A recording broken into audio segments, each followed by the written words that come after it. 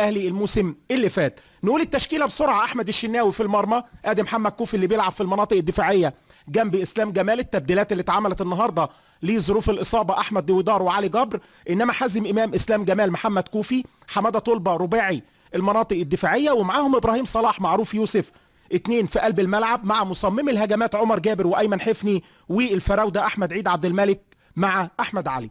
الناحيه الثانيه فريق الفتح الرباطي الشقيق، ادي رقم 18 مصطفى كوندي قدامنا، واحد من اللعيبه اللي هتلعب في المناطق الاماميه، انما علي المساكني اللي قدامنا حارس مرمى، وعثمان نضاي، عبد الفتاح بخريس مع محمد نهيري ومهدي خالص، 4 مناطق خلفيه، جلال داودي ومروان سعدان مع محمد شحاني ومراد باتنا اخطر اللعيبه، معاهم مصطفى كوندي اللي كان من دقيقه على الكادر، ويوسوفو اللاعب الجنبي. ضربة البداية مع الفتح الرباطي في المواجهة العاشرة لنادي الزمالك مع فرق المغرب خلال مشواره من منتصف السبعينيات مع البطولات الأفريقية. تروح الكورة عند مهدي خالص، نقلتين أمامية لكوندي. النهارده هنشوف كوندي وهنشوف يوسوفو وعثمان نضاي أصحاب البشرة السمراء هيعملوا إيه مع فريق الفتح الرباطي. في المقابل محمد كوفي اللي دخل التشكيلة على حساب علي جبر وأحمد دويدار هو وإسلام جمال زي ما قلت لحضراتكم مع انطلاق المباراة.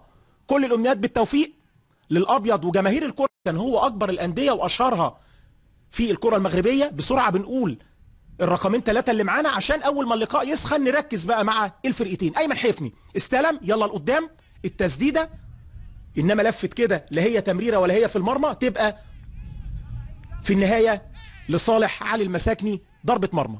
قدامنا علي المساكني على مهله، طبعا عارفين طريقه اللعب، هم بيلعبوا اللقاء الاول النهارده وعايزين يخرجوا بافضل نتيجه.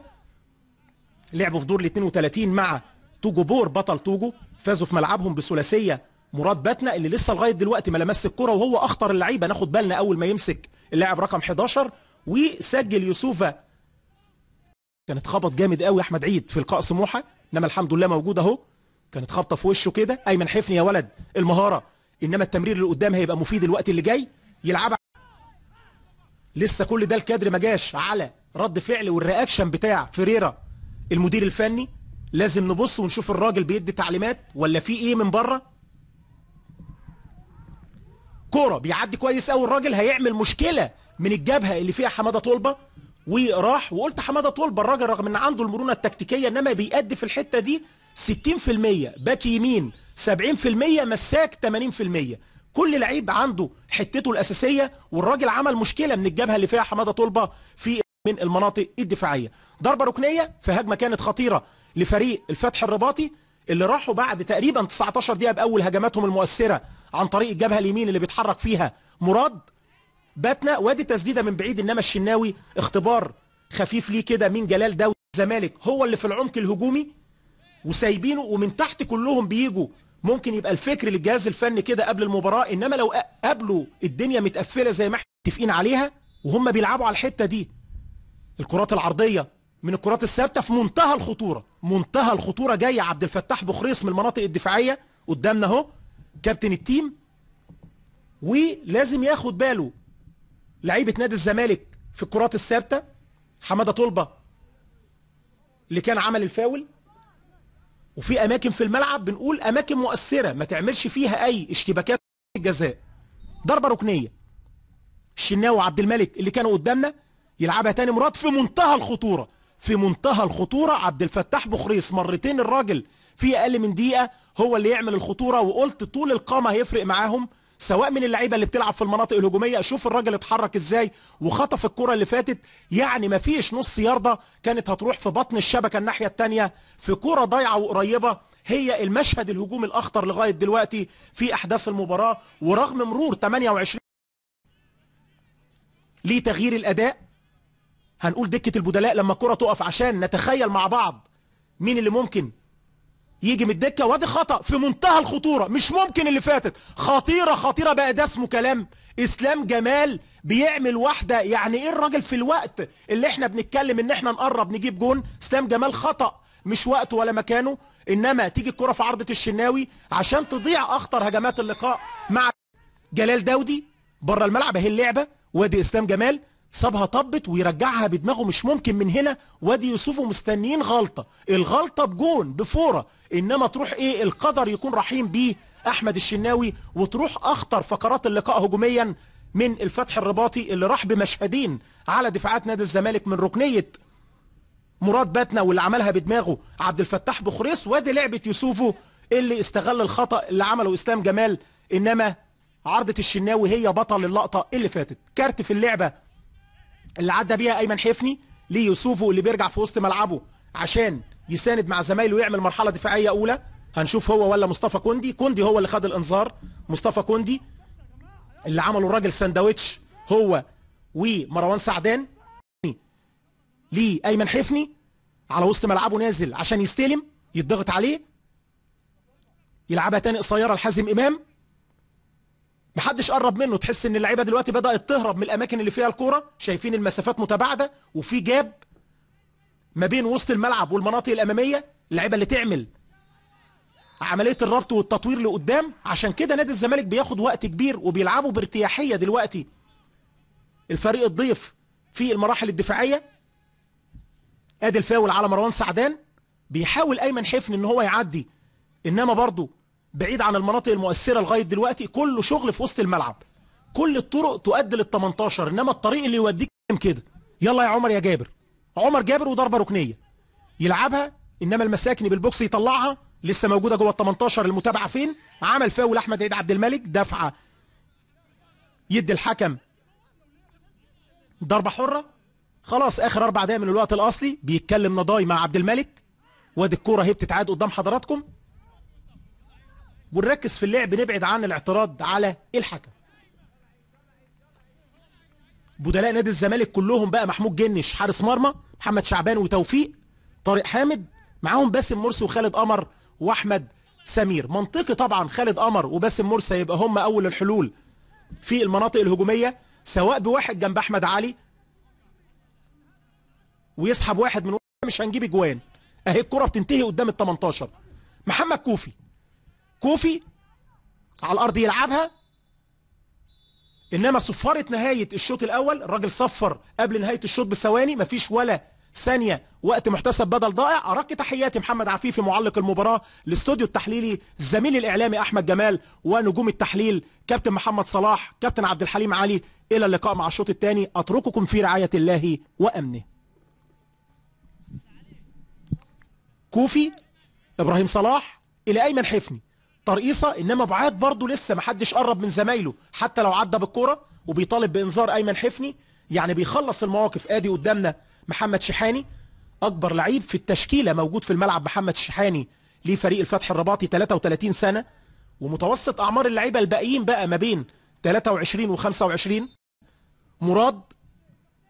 مراد باتنا ضاغط، لازم نشيل من هنا، انما يلعبها له كوندي، والثلاثه هيتحركوا اهو مع بعض. اول ما يروح واحد مراد في منتهى الخطوره، انما الحكم يمشي في اللعبه اللي فاتت. دخل ال 18 مراد باتنا، وهتبان لنا بعد كده كتير في الشوط الاول، وهو اللي كان مؤثر مع الثنائي كوندي ويوسفو. والكره الاخطر اللي ضيعها يوسفو جت في عرضه الشناوي، انما هجمه على طول سريعه المره دي ناحيه امام، العرضيه انما سهله في ايد الحارس. اهي اللعبه، وادي محمد كوفي داخل مع الراجل،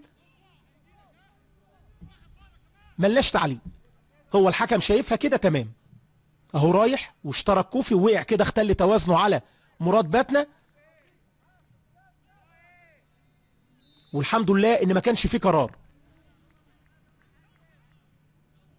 8 دقايق تعادل بدون اهداف، سرعتك تفرق الوقت اللي جاي، ومستنى احمد علي جوه ال 18 اي واحده الراجل بقى يلعب بدماغه ويبين لنا قدراته. انما احمد توفيق ورايح ابراهيم صلاح، مفيش داعي لاي شد، اي تعصب، لان ده هيخرج اللعيبه من حاله التركيز. راح ابراهيم صلاح بيفض الاشتباك كده، وادي كمان احمد علي،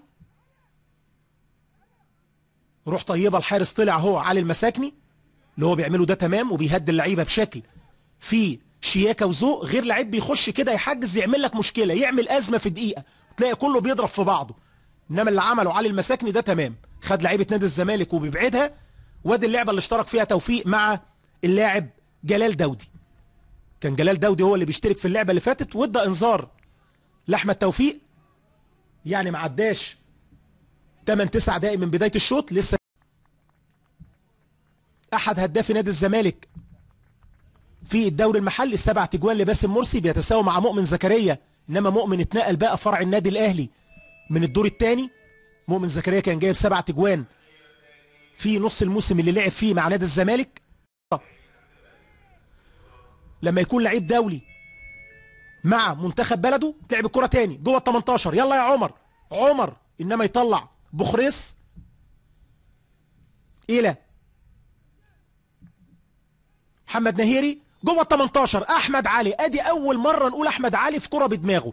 اتعمل الكروس العرضي انما في فاول على احمد علي. انما هي اللعبه اهي اللي بنطالب بيها بقالنا قد ايه؟ شوط و15 دقيقه من الشوط الثاني، 60 دقيقه، ساعه بالكامل. نادي الزمالك يمكن اول مره يعمل لعبه بعرض الملعب من جبهه من الجبهتين ويروح لها احمد علي زي ما احنا شايفين. دي الكره اللي اشترك فيها عبد الفتاح بخريس كابتن التيم مع عمر جابر وخلص المشكله الدفاعيه. انما العرضيه اللي اتعملت من الجبهه الشمال هي الهجمه الاهم لنادي الزمالك، رغم ان كان في فاول على احمد علي. لو الشغل اتغير الوقت اللي جاي بنفس الطريقه هيبقى في انتاج هجومي افضل من كده. وقع على الارض عبد الفتاح بخريس لغايه ما يقوم. نرجع تاني لتاريخ نادي الزمالك مع ضربه حره لباسم مرسي. فاول كان سجل هدف في لقاء غينيا الاستوائيه، لقاء الدولي الودي، اول لقاءات هيكتور كوبر. وان شاء الله ربنا يكرمه الوقت اللي جاي. بيفاجئنا من الفراوده اللي اتفاجئت جوه ال 18.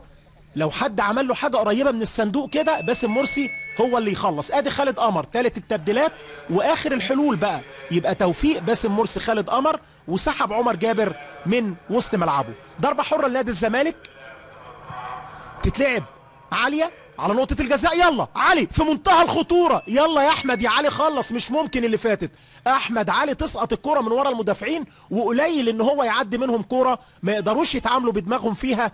انما محجز عليه كده عثمان نضاي لاعب المناطق الدفاعية. وادي الكرة للمرة الثالثة بتتعاد واحمد علي والراجل ساند عليه عثمان نضاي ويخلص في النهاية لخارج الملعب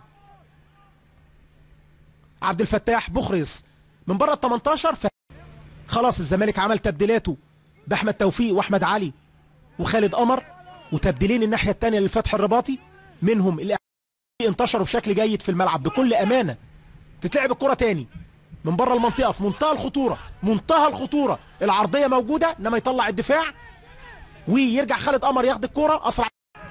78 دقيقه، كل ما الوقت يقرب من نهايه الشوط الثاني لعيبه نادي الزمالك بتتوتر، ولاعيبه الفتح الرباطي بقى عندهم الجرأه ان هم يروحوا على حدود الطريق. يلعبها الاسلام جمال على الارض يمشيها عند حازم امام، لسه ما حدش قرب منه.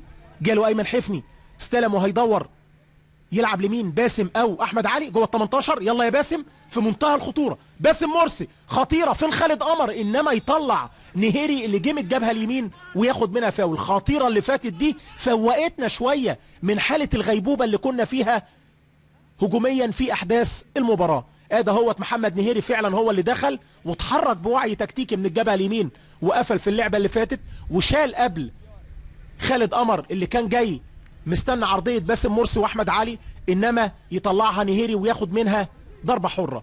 انما هجمه خطيره لنادي الزمالك اللي الشوط الثاني لما عملوا عرضيتين في من المناطق الخلفيه واحمد توفيق وحفني هم اللي على الضربه الحره. وادي الرقابه من جلال داودي وعثمان نضاي اللاعب السنغالي.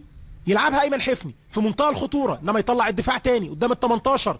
نضغط من هنا اماميه من نهيري. محمد نهيري كان محصور في منطقه وسط الملعب، انما خلوكوا بقى مع استاد النيل زميلنا الاعلام احمد جمال كابتن محمد صلاح ونشوف العرضيه خطيره خطيره مع نهايه اللقاء. كان فين الكلام ده؟ خطيره اللي فاتت خالد قمر. النهارده لو عدينا عرضيات نادي الزمالك من 3 ل 4 لعبات كلهم احمد علي مرتين وادي خالد قمر، وهو ده اللي يديك الشكل ويديك التاثير، انما ما كانش موجود من اول المباراه. ادي العرضيه من حازم امام اللي عملها وخدها خالد قمر كده من تحت لفوق. لو بجبهته كانت تفرق كتير وكان ممكن يبقى جون غالي مع الدقايق. ومن دلوقتي لعيبه نادي الزمالك وجهازهم الفني ازاي يستعدوا نفسيا للمواجهه الصعبه اللي هتكون في الرباط ان شاء الله بعد اسبوعين مع صفارة الحكم الموريتاني. تعادل سلبي لنادي الزمالك في لقاء الذهاب دور ال16 الاول من الكونفدريشن كاب. ارق تحياتي محمد عفيفي الى استاد النيل. كل التوفيق للفرق المصرية في البطولة الافريقية. الى اللقاء.